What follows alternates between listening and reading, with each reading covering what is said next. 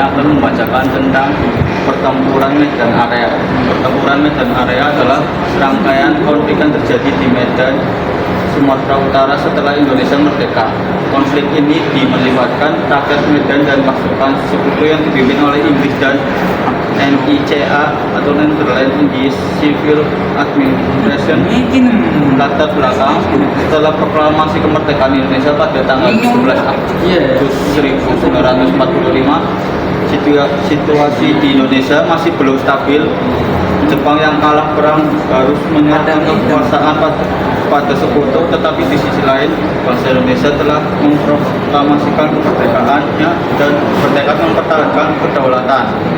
Di Medan, pasukan sekutu yang dipimpin oleh Inggris datang dengan maksud untuk membebaskan tawanan perang dan interniran Jepang. Namun kedatangan mereka juga dimanfaatkan oleh NICA untuk mencoba mengambil alih kembali kekuasaan di Indonesia. Hal ini memicu ketegangan dengan para pemuda dan pejuang kemerdekaan Indonesia.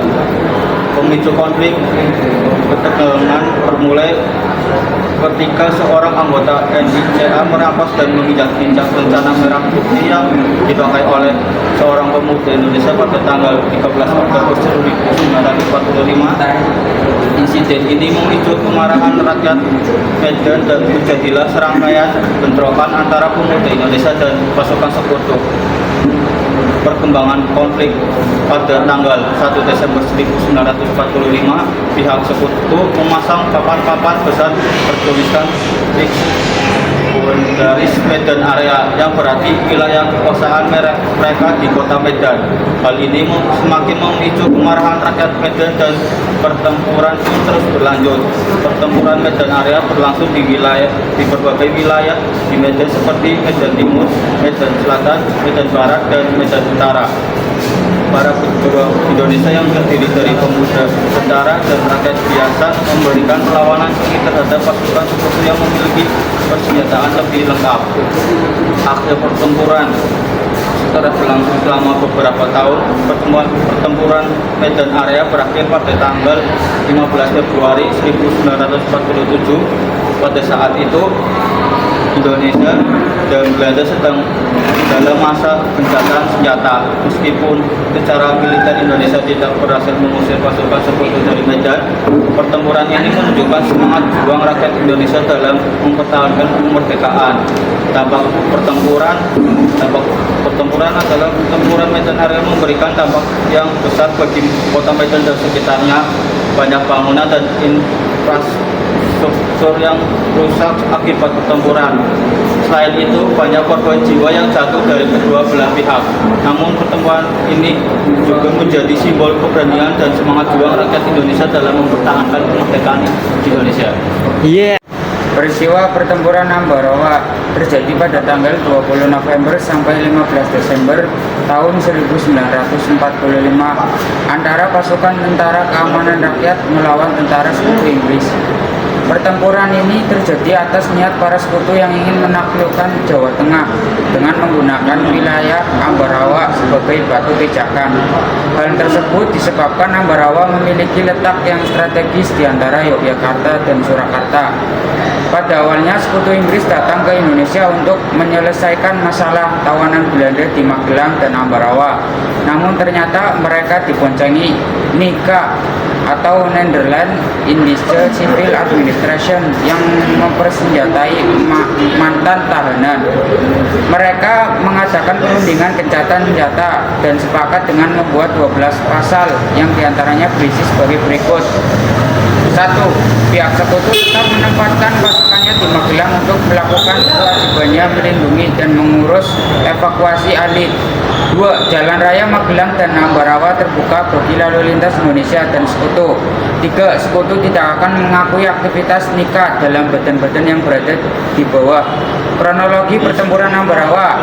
Ternyata kesepakatan yang berisi 12 pasal sebelumnya telah diingkari oleh pasukan sekutu, sehingga pada tanggal 20 November 1945 di Ambarawa terjadi pertempuran antara pasukan TKR dipimpin oleh Mayor Sumarto dan tentara sekutu. Dalam pertempuran Ambarawa tersebut, tentu terdapat para tokoh yang memperjuangkan kedaulatannya dari serangan musuh. Dilansir dari laman Dinas Kebudayaan Yogyakarta, beberapa tokoh pejuang tersebut antara lain sebagai berikut. 1. Jenderal Sudirman. 2. Gatot Subroto. 3. Letkol Istiman. 4. Surono Reksodimejo. 5. Letkol Sarbini Marto Diharjo. 6. GPH Jatikusumo. Pertempuran Surabaya merupakan salah satu peristiwa heroik dalam sejarah perjuangan kemerdekaan Indonesia. Terjadi pada tanggal 10 November 1945. Latar belakangnya, setelah proklamasi kemerdekaan Indonesia pada 17 Agustus 1945, situasi Indonesia masih belum stabil. Ya, Jepang kalah yang harus menyerahkan kekuasaan kepada sekutu. Penyebabnya adalah ketegangan bermula ketika di Hotel Yamato, Surabaya, di mana sekelompok orang Belanda mengibarkan bendera merah putih biru tanpa persetujuan pemerintah di daerah Surabaya. Keesokan harinya, para pemuda Indonesia memanjat tiang bendera di hotel tersebut dan menurunkan bendera Belanda, merobek bagian birunya, dan mengereknya puncak tiang bendera kembali merah putih. Setelah insiden hotel tersebut, pada tanggal 27 Oktober 1945, meletuslah pertempuran-pertempuran kecil antara pejuang Indonesia melawan tentara Inggris sebagai bagian dari pasukan sekutu. Jalannya pertempuran pada tanggal 10 November 1945, Inggris melancarkan serangan besar-besaran ke Surabaya dengan kekuatan militer yang lebih besar dan lengkap, termasuk tank dan pesawat tempur. Kota Surabaya menjadi medan dan perang yang sengit. Ribuan pejuang Indonesia yang terdiri dari tentara, polisi, dan rakyat sipil bersatu untuk melawan pasukan sekutu. Akibat pertempuran di Surabaya berlangsung selama 3 minggu dan menyebabkan banyak korban jiwa. Ribuan pejuang Indonesia gugur dalam pertempuran ini. Namun, pertempuran ini menunjukkan kepada dunia internasional bahwa rakyat Indonesia siap mempertahankan kemerdekaan dengan segala cara.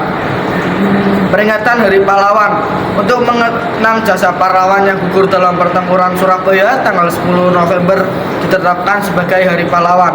Setiap tahun, rakyat Indonesia memperingati Hari Pahlawan untuk menghormati dan memenang perjuangan para pahlawan yang telah berkorban demi kemerdekaan Indonesia. Peristiwa Merah Putih di Manado merupakan peristiwa penyerbuan markas militer Belanda yang berada di Telleng, Manado pada tanggal 14 Februari 1946. Peristiwa ini merupakan bentuk perlawanan rakyat Sulawesi Utara untuk mempertahankan kemerdekaannya, serta menolak provokasi tentara Belanda yang menyatakan bahwa proklamasi kemerdekaan pada 17 Agustus 1945 hanya berlaku untuk Pulau Sumatera dan Jawa. Pada saat itu, rakyat Manado yang dipimpin oleh Sersan Carles Oisois Taulu dan Sersan Servius Gumais Boisan berhasil merebut gudang persenjataan atau amunisi di Asmara Telleng 1 dan membebaskan anggota Kanil Pro Republik yang ditahan. Mereka juga berhasil menawan pemimpin pasukan Belanda, termasuk Kapten Blom dan Letnan Verwagen. Peristiwa Merah Putih di Manado ditandai dengan perobekan bendera Belanda yang awalnya berwarna merah putih dan biru menjadi merah putih, lalu dikibarkan di atas gedung markas Belanda. Peristiwa ini merupakan simbol perlawanan rakyat Sulawesi Utara untuk mempertahankan kemerdekaannya dan menolak penjajah Belanda. Peristiwa Bandung Lautan Api terjadi pada 23 Maret 1946 ketika rakyat dan pejuang Tentara Republik Indonesia atau TRI menghanguskan Bandung Selatan sebelum mundur agar kota tetap jatuh ke tangan sekutu dan NIKA. Konflik bermula sejak kedatangan sekutu pada Oktober 1945 dengan tujuan melucuti tentara Jepang. Namun mereka juga berusaha merebut kembali Indonesia dengan membawa NIKA. Rakyat Bandung yang telah merebut senjata Jepang menolak untuk menyerahkan kepada sekutu sehingga dengan nekat. Pada 21 November 1945, sekutu mengeluarkan ultimatum pertama agar Bandung Utara dikosongkan sebelum 29 November 1945. Rakyat dan pejuang menolak lalu melakukan perlawanan di berbagai titik kota seperti Cikadas, Lengkong, dan Telaga. Sekutu kemudian menguasai Bandung Utara, sementara TRI bertahan di Bandung Selatan pada 23 Maret 1946.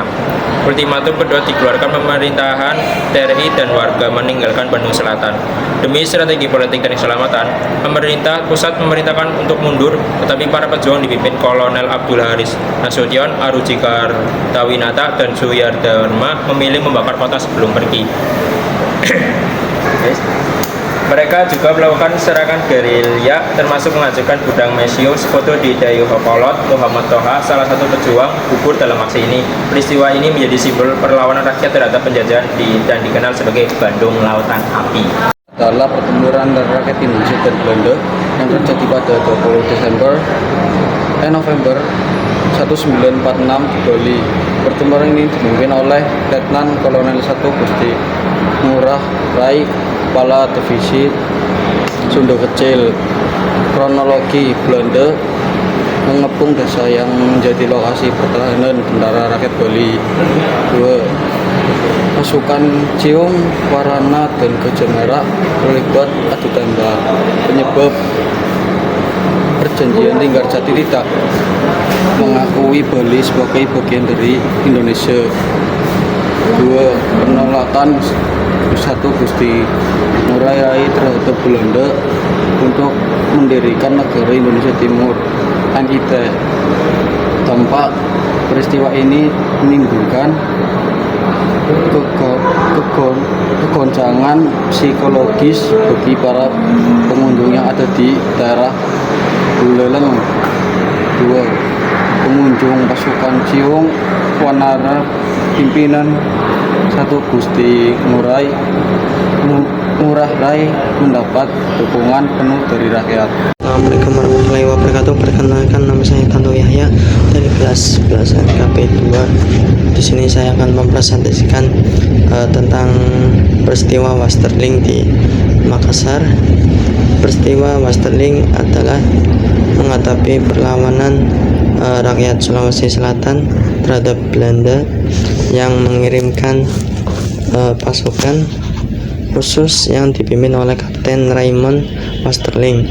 Pasukan ini dikenal dengan nama Depot Special Troepen atau disingkat DST atau pasukan khusus Depot. Misi utama Westerling adalah untuk menumpas pemberontakan atau disingkat Counter Insurgency.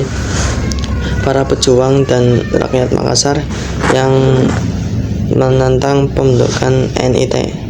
Westerling merupakan metode kekerasan dan teror yang sangat brutal dan tidak manusiawi. Ia menggunakan metode Gestapo untuk metode yang diterapkan oleh polisi rahasia Jerman pada saat Adolf Hitler.